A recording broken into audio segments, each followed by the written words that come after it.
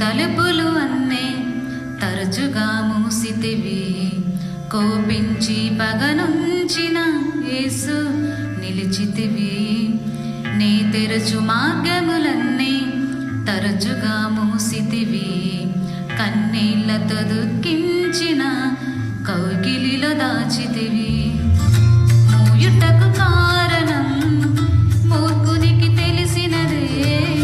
అడిగిన దాని కంటే అధికమే